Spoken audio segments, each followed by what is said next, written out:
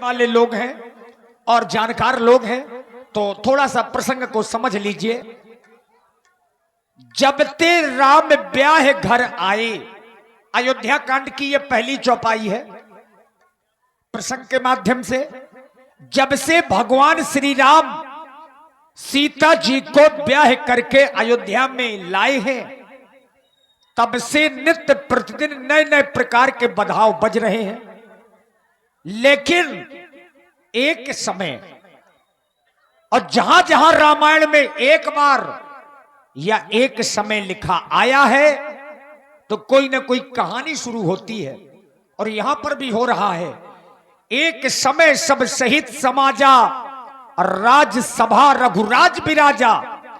महाराज चक्रवर्ती सम्राट श्री दशरथ जी एक बार अपनी सभा में बैठे हैं और राजा दशरथ जी ने दर्पण में अपना मुख देखा तो राजा दशरथ जी ने पाया जो कानों के समीप के बाल हैं वो सफेद हो गए हैं, अर्थात बुढ़ापे का संकेत दे रहे हैं। तो महाराज के मन में विचार आया कि मैं क्यों ना राम को युवराज पद दे दूं। बस यहीं से राम मनगमन शुरू हो जाता है। सभी लोग बैठे और बहुत अच्छा प्रसंग आएगी। तो सीता जी ने भी बन जाना स्वीकार किया। एक भाई का अपने भाई के प्रति क्या धर्म होना चाहिए, ये लक्ष्मण जी के चरित्र से आप लोग सीखें। लक्ष्मण भैया को किसी ने वनवास नहीं मांगा, लेकिन भैया लक्ष्मण ने बन जाना स्वीकार किया। अपने बड़े भैया श्री राम जी को पिता माना और अपनी भाभी को मां माना, तब वनवास में गए। तो ये वो चरित्र हैं जो हमें आप सबको शिक्षित करते हैं, और ऐसे चरित्र ही बच्चों को दिखाने चाहिए। और इसीलिए इतना बड़ा लोग आयोजन करवाते हैं। ऐसे आयोजन में बहुत सा ये धर्म मंच है, यहां से जो कुछ भी होता है उसका असर घर के बच्चों में जो देख रहे हैं इनमें असर आता है। धन्यवाद। कहत सुनती आवे अखियों में पानी, ये है राम कहानी, सुनो रे राम कहानी, राम कहानी सुनो रे राम कहानी। श्री राम जय राम जय जय राम, श्री राम जय राम जय जय राम।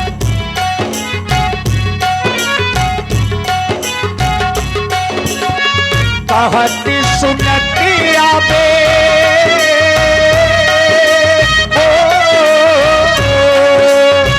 कहती सुनतो आवे अखियों में पानी, राम कहानी सुनो रे राम कहानी, राम कहानी सुनो रे राम कहानी।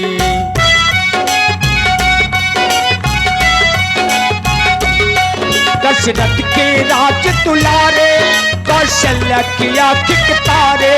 दशरथ के राज दुलारे, कौशल्या किया ठीक तारे। वो सूर्य वंश के सूरज, रघुकुल के उजियारे। राजीव नयन बोले हो, राजीव नयन बोले मधु भरी पानी।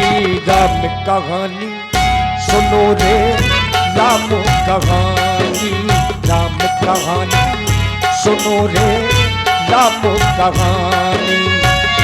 मंगल भावन अमंगल हारी, प्रभु सुदशरथ अजिर बिहारी।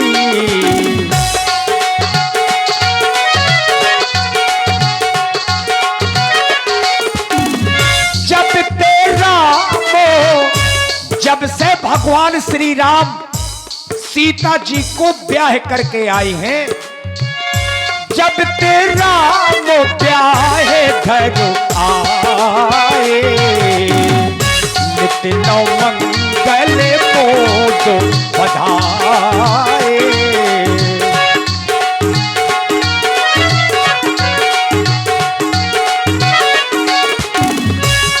प्रतिदिन अयोध्या में बधाव बज रहे हैं, लेकिन एक समय अब जिस समय की चर्चा बाबा तुलसीदास जी लिख रहे हैं, ये वही समय है जब राजा दशरथ अपनी सभा में बैठे हैं। एक समय ये सब थे समाजा, राज्यसभा रघुराज विराजा, राज्यसभा रघुराज विराजा। जिस तरह सुनहरा ताज पहन ये सूरज शान दिखाता है, चांद भी लश्कर बनकर तारों के संग आता है। हो खूबसूरत वक्त हर वक्त की हो ख्वारी, बने धर्म का सिक्का बनकर धरती से गगन तक हो जारी। हो रही वक्त की शान ये आपका ताज बनता है। महाराज दशरथ की जय हो। एक बार सभी लोग ऊंचे स्वर में बोले, महाराज दशरथ की जय हो।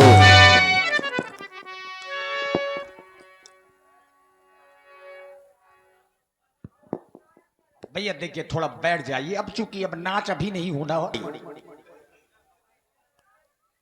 महामंत्री सुमंत्र जी, महाराज, जब भी हम राज सिंहासन पर बैठते हैं, हम तुमसे अपनी अयोध्या की प्रजा के बारे में जानकारी करते हैं।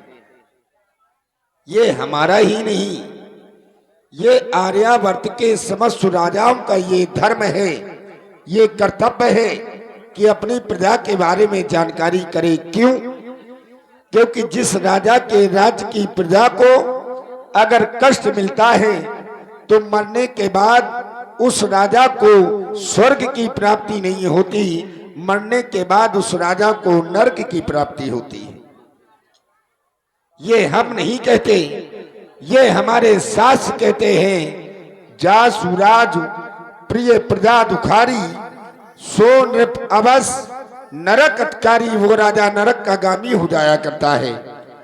हम अयोध्या के राजा हैं, अयोध्या की शासन सत्ता आज हमारे इन हाथों में है।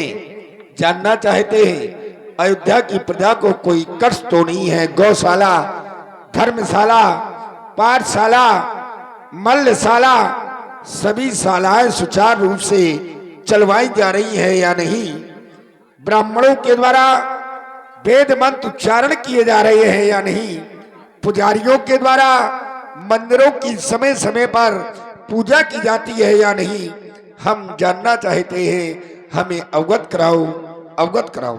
महाराज, जब भी आप राज सिंहासन पर विराजमान होते हैं तो हमसे सिर्फ एक ही बात पूछा करते हैं कि हमारी प्यारी प्यारी प्रजा में कोई दुखी तो नहीं है। महाराज, सुरपति बसे बाह्य बल जाके जो देवताओं का राजा इंद्र आपकी भुजाओं के बल पर राज्य करता हो, भला ऐसी प्यारी प्यारी प्रजा में कोई कष्ट हो सकता है? नहीं महाराज, इतना ही नहीं, धर्म धुरंधर गुणनिधि ज्ञानी जिस राज्य में आप जैसा राजा, परम प्रतापी राजा, ज्ञानी राजा राज्य करता हो, तो ऐसी प्रजा में कोई दुखी नहीं हो सकता। महाराज, इतना ही नहीं, कहा भी गया है कि मत कर परवाह किसी की, चाहे जमाना खिलाफ हो, चलना उस राह पर जो सच्चा और साफ हो।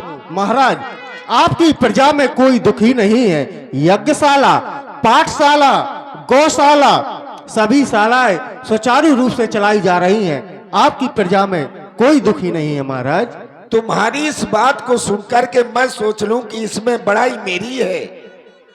राजा दशरथ को प्रसन्न होना चाहिए ना, इसमें बड़ाई मेरी नहीं है। महामंत्री सुमंत्र, राजा तो सिर्फ राज सिंहासन पर बैठ करके सिर्फ आदेश करता है, कार्य तो तुम मंत्री करते हो। जिस तरह से बीड़ा का यदि सुर बिगड़े, बीड़ा का यदि सुर बिगड़े तो तंत्री दोषी होते हैं, और राजा का यदि शासन बिगड़े तो राजा नहीं सीधे मंत्री दोषी होते हैं। इसमें मेरा कोई श्रेय नहीं है। तुम जिसके पास, जिस राजा के पास तुम्हारे जैसा मंत्री हो, जिसका नाम सुमंत्र है, सुधन मंत्र, सु माने सुंदर, मंत्र माने मंत्रा देने वाला। जिस राजा के पास सुंदर मंत्रा देने वाला मंत्री होगा, उस राजा के राज की प्रजा को कभी कष्ट नहीं हो सकता। आज तुम्हारे मुख से मैंने सुना कि अयोध्या के घर घर में है दूध पूत की आवागामी, और सिंह और आजा पीते एक घाट पानी। प्रसन्न हुआ। लेकिन राजमंत्री महाराज, आज हम महलों से राज दरबार में सीधे चले आए। हमें लगता है जो हमने ये मुकुट पहना है, ये मुकुट कुछ टेढ़ा सा लग रहा है। जाओ दर्पण लेकर के आओ, हम इसी समय अपना दर्पण में मुख देख करके अपने मुकुट को सीधा करेंगे। जो आज्ञा महाराज। देखिए, राजा दशरथ जी सभा में बैठे थे, दर्पण मंगाया और दर्पण में अपना मुख देखा। राय सुभाए मुकुर कर लीधा, बदन बिलो की मुकुट सम कीन्हा। मुकुट बराबर किया और तभी राजा का ध्यान कानों के समीप के बालों में गया।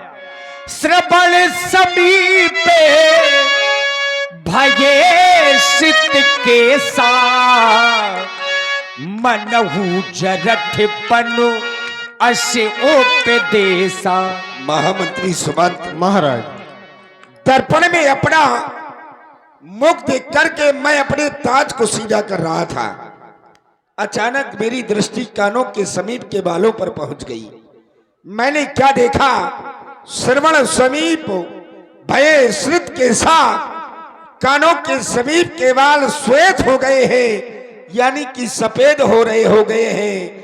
और ये कानों के समीप के बाल मुझे कह रहे हैं, उपदेश दे रहे हैं कि मनहु जडटपन अस उपदेशा, कि राजा दशरथ अब तेरा बुढ़ापा आ गया है, अब तू बूढ़ा हो गया है।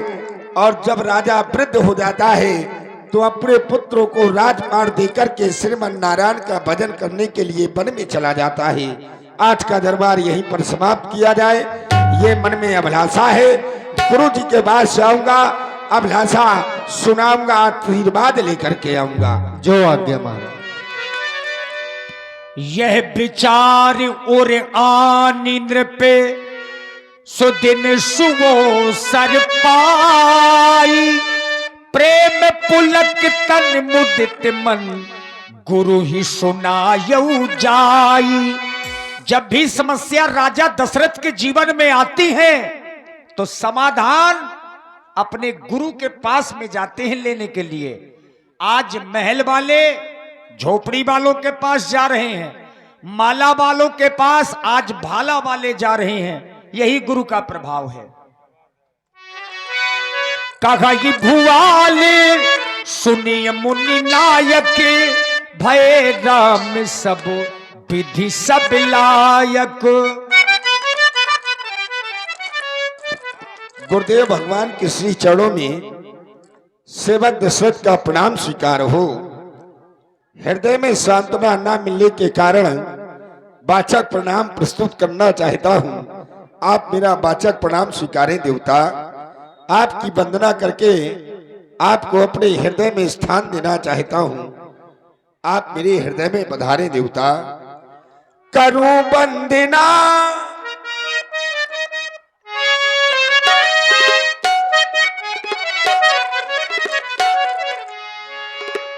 हे देवता, करूं वंदना मेरी ओर निहारो, करूं वंदना मेरी ओर निहारो। गुरु जी पधारो पधारो आसन संभालो, गुरु जी पधारो पधारो आसन संभालो।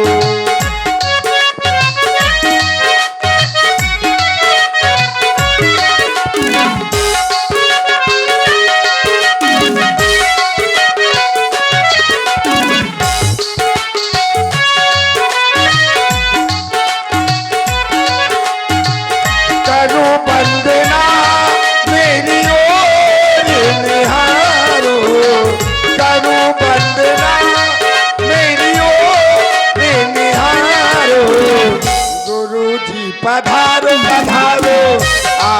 आसन संभालो।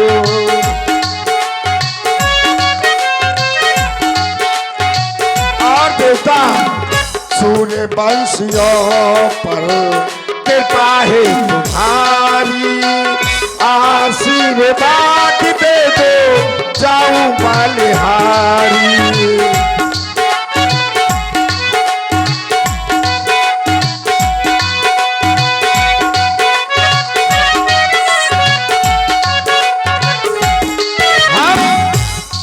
हम सूर्यवंशियों पर कृपा तो आपकी सदैव रही है। ओ सूर्यवंशियों पर कृपा है तुम्हारी, आशीर्वाद दे दो जाऊं बलिहारी। ज्ञान के धुरीर मुनिवर, ज्ञान के धुरीर मुनिवर कृपा चरण धारो। मुनि जी पधारो पधारो आसन संभालो। गुरु जी पधारो पधारो आसन संभालो।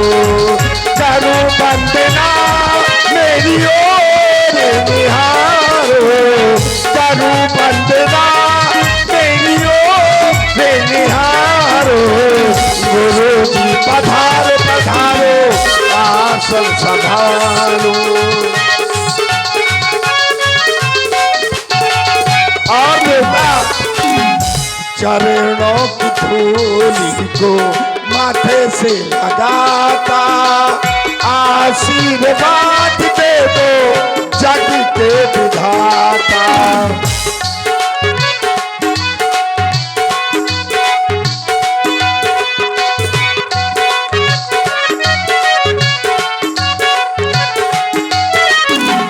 चरणों की धूलि को माथे से लगाता, आशीर्वाद दे दो जग के विधाता। कृपा कोर से मेरा भाग्य जगा दो, कृपा कोर से मेरा भाग्य जगा दो। गुरु जी पधारो पधारो आसन संभालो। गुरु जी पधारो पधारो।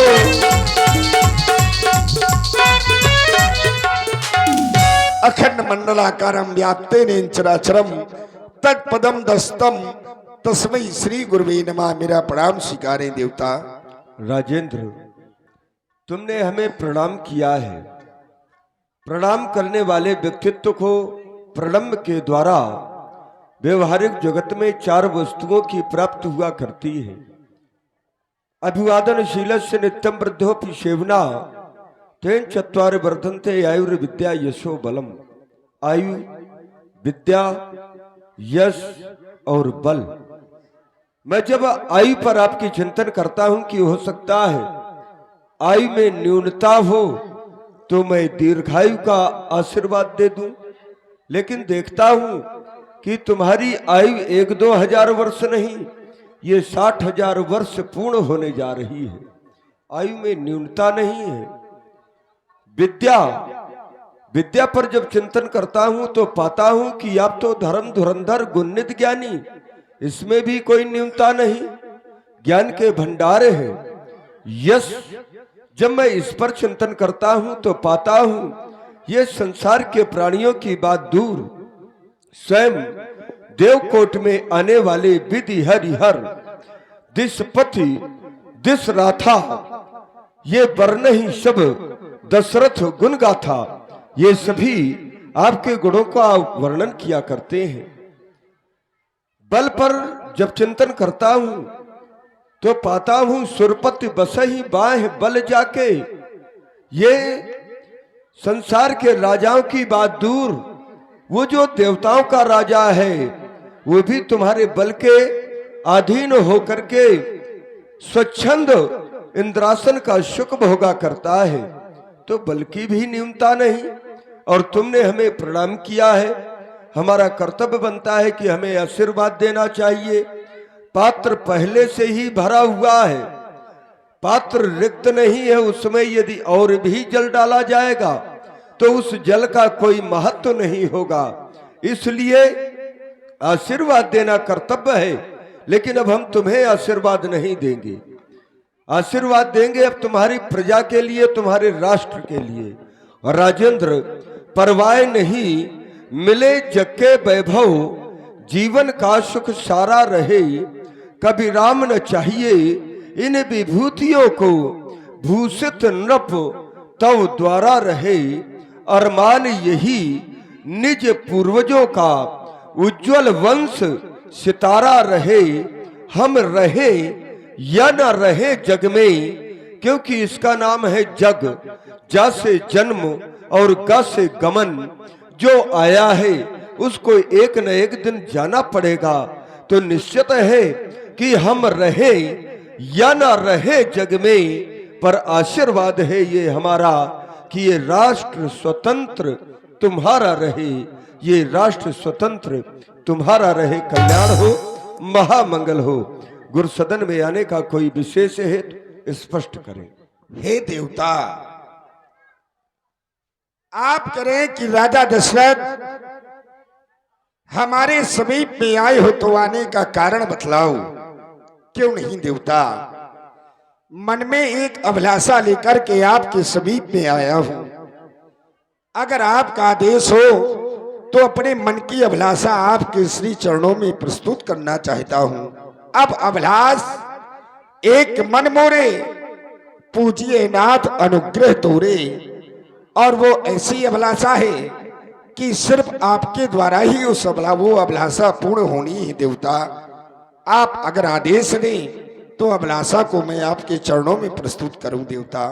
राजेंद्र, तुम कह रहे हो कि आप यदि आदेश दें तो मैं अभिलाषा व्यक्त करूं, क्योंकि वो अभिलाषा आपके द्वारा ही पूर्ण होनी है। लेकिन ये मैंने जाना है कि राजन राउर नाम जस, सब अभिमत दातार, फल अनुगामी महिप मन, मन अभिलाष तुम्हार। मन में आपके अभिलाषा तो जन्म लेती है, लेकिन नाम का प्रभाव ऐसा है कि फल पहले ही प्रकट हो जाया करता है। लेकिन यदि मेरी ही कृपा से वो अभिलाषा पूर्ण होने जा रही है तो मैं उस अभिलाषा को अवश्य जानना चाहूंगा। वो अभिलाषा आखिर कौन है, बतलाएं। हे देवता, भयं राम सब विधि सब लायक, आपकी कृपा से मुझे 4 पुत्रों की प्राप्ति हो गई और आपकी कृपा से चारों पुत्रों के विवाह हो गए। 4 बहुएं मेरे घर में आ गई देवता। उनमें से जो मेरा बड़ा पुत्र राम है वो सब विधि से लायक हो गया है देवता। ये अयोध्या की समाज राम को इस तरह से चाहती है देवता जिस तरह से राम को स्वयं मैं चाहता हूं। संतों की समाज, ब्राह्मणों की समाज राम को इस तरह से चाहती है देवता जिस तरह से राम को स्वयं आप चाहते हैं। अब मेरा ये शरीर जर्जर हो गया होता चला जा रहा है, क्योंकि अब मेरा बुढ़ापा है, चौथापन है। तो मैं चाहता हूं, हे देव उतरता जाता है, अब सिर से प्रेत जवानी का, देखिए सूखता अब जाता है, अब अपना खेत जवानी का।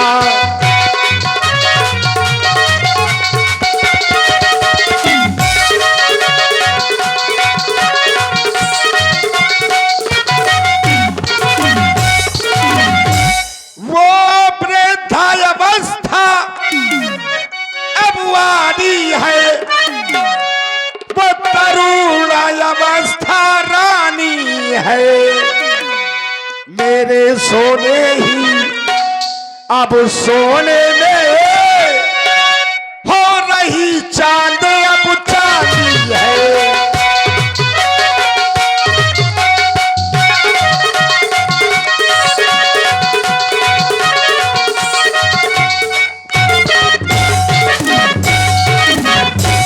चाहता हूं पिछले पुरखों की करे नाथ।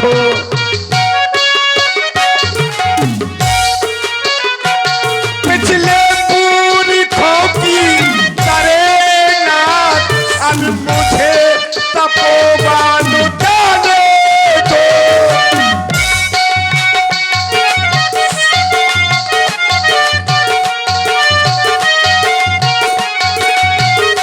पिछले पुरखों की करे नाथ, अब मुझे तपोवन जाने दो। हो गया राज के योग राम, हो गया राज के योग राम, अभी उसको राजो चलाने दो। हो गया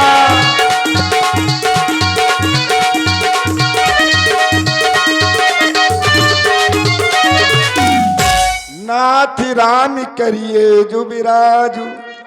राम को अयोध्या का युवराज बनाना चाहता हूँ, कहिए कृपा कर करिए समाजू। बस आपकी कृपा चाहता हूँ। राजेंद्र, आपने सब कुछ विचार ठीक रखे, उसमें हमारी सम्मत है, लेकिन एक आपका विचार उचित नहीं, वो हमारी दृष्टि में अनुचित है। क्योंकि तुमने कहा कि पिछले पुरखों की तरह मुझे तपोवन जाने दे, जंगल में जाने दे, हम तुम्हें वन में जाने दे। वन में क्यों जाओगे?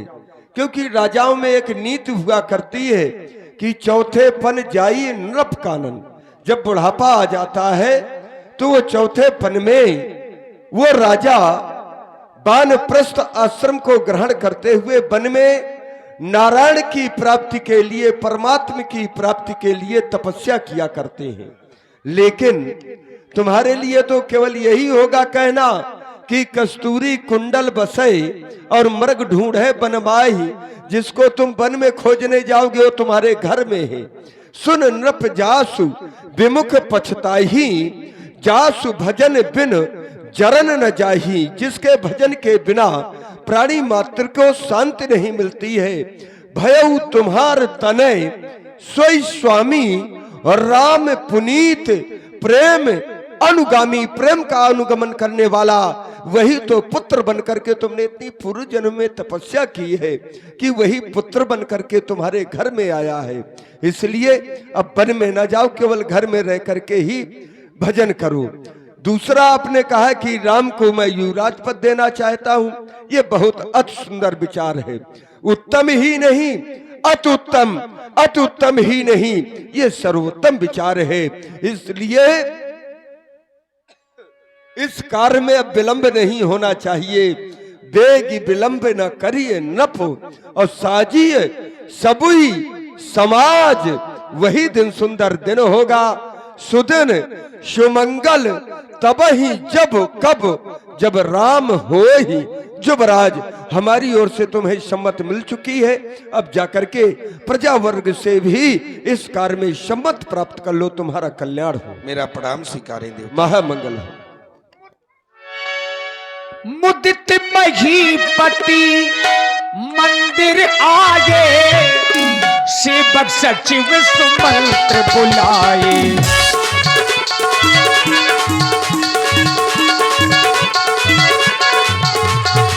मुदित महीपति मंदिर आए, सेवक सचिव सुमंत्र बुलाए। सेवक सचिव सुमंत्र बुलाए, सेवक सचिव सुमंत्र बुलाए। सेवक सचिव और महामंत्री सुमंत्र जी महाराज, गुरु भगवान के पास गया था और वहां जाकर के गुरु भगवान से मैंने कहा कि मैं राम को इस अयोध्या का युवराज बनाना चाहता हूं। पता है गुरुदेव भगवान ने क्या कहा? क्या कहा महाराज? कि राजा दशरथ बेग विलंब न करिए नृप, साजी सबुई समाज। सुदिन सुमंगल तब ही जब राम हो युवराज। बोले किसी नक्षत्र, शुभ नक्षत्र की आवश्यकता नहीं है, किसी ब्राह्मण से शुभ घड़ी बिछुड़वाने की आवश्यकता नहीं है, शुभ मंगल की आवश्यकता नहीं है। बोले जिस दिन राम को राजा बनाया जाएगा वही घड़ी मंगल होगी, वही नक्षत्र शुभ होंगे जिस दिन राम को राजा बनाया जाएगा। इसलिए ये मेरा कर्तव्य नहीं बनता कि मैं स्वयं में ये निर्णय ले लूं, क्योंकि अभी तक जो इस अयोध्या का राजा बनता रहा है, अयोध्या का ही नहीं समस्त आर्यावर्तों के राजा का एक अभी तक नियम रहा है कि राजा का पुत्र ही राजा हुआ करता है। हाँ महाराज। वो चाहे धर्मात्मा हो और चाहे दुष्ट आत्मा हो, लेकिन राजा का पुत्र ही राजा बनेगा। लेकिन आज ये राजा दशरथ इस नियम को, इस प्रथा को हटा करके आज से राजतंत्र समाप्त करके आज से राजा दशरथ घोषणा करता है कि आज से प्रजातंत्र प्रारंभ होगा। अगर हमारी प्रजा चाहेगी जो पाछे मत लागे नीका, तो करऊं हरस ये रामाय टीका। अगर 5 लोगों का मत है, क्योंकि पंच जो होते हैं वो परमेश्वर होते हैं, और परमेश्वर का जो मत होता है वो कभी गलत नहीं होता। इसीलिए हम जानना चाहते हैं कि तुम मंत्री हो, तुम लोगों का विचार क्या है? क्या राम इस अयोध्या के राजा बने या नहीं? महाराज, अगर आप हम मंत्रियों का मत जानना चाहते हैं तो महाराज हम तो यही कहेंगे, जिया हो जगतपति बरस करोड़ी, आपकी उम्र करोड़ों वर्ष की हो जाए। जो आपने ऐसा संकल्प लिया है, हमारा समस्त मंत्रियों का यही मत है कि राम को इस अयोध्या का युवराज पद दे दिया जाए। मुझे जगतपति न बनाओ, मैं अवधपति हूं। उन्होंने अवधपति ही कहा है। इसलिए सुनो, जा मेरी अयोध्या की प्यारी प्यारी प्रजा से भी पूछो, क्या ये लोग चाहते हैं कि राम इस अयोध्या के राजा बने? अगर हमारी प्रजा की सहमति होगी तब तो हम अयोध्या का राजा राम को बनाएंगे, अन्यथा नहीं। आदेश का पालन अतिशीघ्र किया जाए। देखिए, जो भी चाहता है कि इस अयोध्या का राजा राम को बनाया जाए, वो अपने दोनों हाथ ऊपर खड़े कर ले।